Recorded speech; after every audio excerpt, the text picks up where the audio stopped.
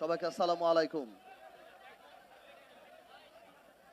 আজকে আসলে ওরকম রাজনৈতিক বক্তব্য দেওয়ার দিনও না, সুযোগও নাই, কিন্তু আমি কিছু কথা না বললেই না। 1991 সালে যখন এরশাদ সরকারের পতন হয়েছিল, তার 2 দিনের মাথায় তৎকালীন শীর্ষ নেতা মিজানুর রহমান চৌধুরী সাহেব তার বাড়িতে জাতীয় পার্টি অফিস খুলেছিলেন।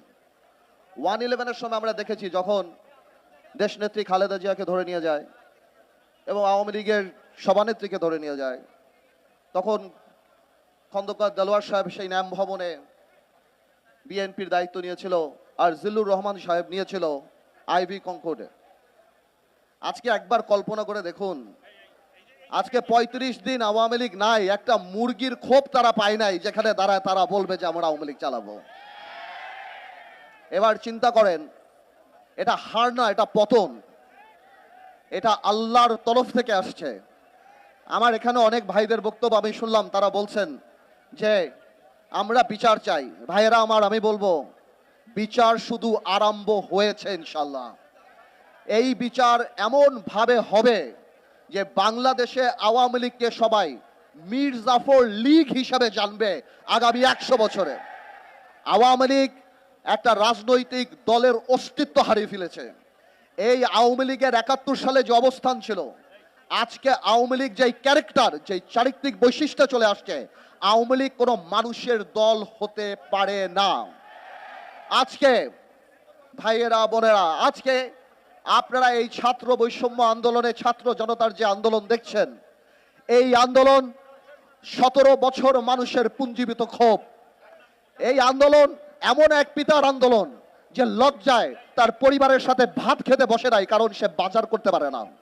এই আন্দোলন সেই আন্দোলন যারা শেয়ার মার্কেটের সর্বস্ব হারিয়ে সুইসাইড করেছে, আত্মহত্যা করেছে। এই আন্দোলন সেই আন্দোলন যখন মানুষ বাজারে যাওয়া বন্ধ করে দিয়েছে, বলতো বাজারে গেলে আমরা লজ্জা পাই। এই আন্দোলন গত 17 বছরে আমরা জেল খেটেছি, আমাদের বিএনপির সতীর্থরা জেল খেটেছে। আজকে খালেদা জিয়ার মতো একটা নেত্রীকে কিভাবে বাড়ি থেকে বের করে এনে অপমান করার জন্য 2 কোটি টাকার জন্য জেল খাটিয়েছে। তারেক রহমানের স্ত্রী, তারেক রহমানের পরিবার সহ সবাইকে এই সরকার, গত সরকার, আওয়ামী দুঃশাসনের সরকার 2টা মাত্র থিওরিতে বিশ্বাস করে। এক হলো শত্রু, এক হলো ষড়যন্ত্র। ওনাদের বিরুদ্ধে কথা বললে আমরা শত্রু, ওনাদের বিরুদ্ধে আলাপ করলে আমরা ষড়যন্ত্র করি।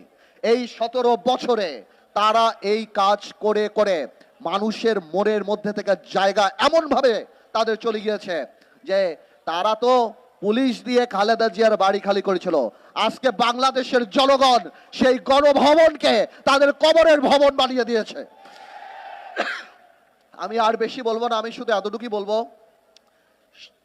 যারা শহীদ হয়েছেন, যারা আহত হয়েছেন, 17 বছরে যারা আহত হয়েছেন, আমার মনে হয় সরকারের পাশাপাশি একটা এই বৈষম্য বিরোধী আন্দোলনে যারা ছিল তাদের একটা লিয়াজো কমিটি আমাদের দলদের মাঝখানে করে দেওয়া উচিত।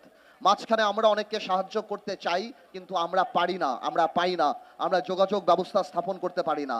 আমি মনে করব নিবন্ধিত রাজনৈতিক দল বা যারা কিংবা এই স্বৈর শাসনের ফাঁদে পা নিয়ে দালালির খাতায় নাম লিখে নেই, এই গণতান্ত্রিক আন্দোলনে জনগণের সাথে ছিল, আমি অনুরোধ করব, আমি আপনাদেরকে আশ্বাস দিচ্ছি, আমি বলে যাচ্ছি ইনশাল্লাহ আমরা সবাই মিলে যদি লিয়াজা কমিটি করি, আমরা এই প্রাইভেট সেক্টর থেকে ওনাদের যথেষ্ট যেই ক্ষতি ওনাদের হয়েছে ওইটা তো আর আমরা পোষণ করতে পারবো না, কিন্তু আমি সবসময় বলি ইমোশন তো ভালো, তবে পুনর্বাসন ইমোশনের চেয়ে বেশি ভালো।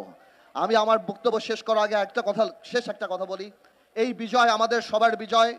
আমরা জানি কোনো কারণেই এই শহীদদের আর যারা আত্মত্যাগ করেছে তাদের রক্তের সাথে বেঈমানি না করি। সামনের বাংলাদেশে আমরা জানি আল্লাহকে ভয় পাই, ক্ষমতাকে দায়িত্ব হিসেবে দেখি এবং এই রক্তের যথাযথ সম্মান দিতে পারি। আল্লাহ হাফেজ, আপনারা সবাই ভালো থাকুন।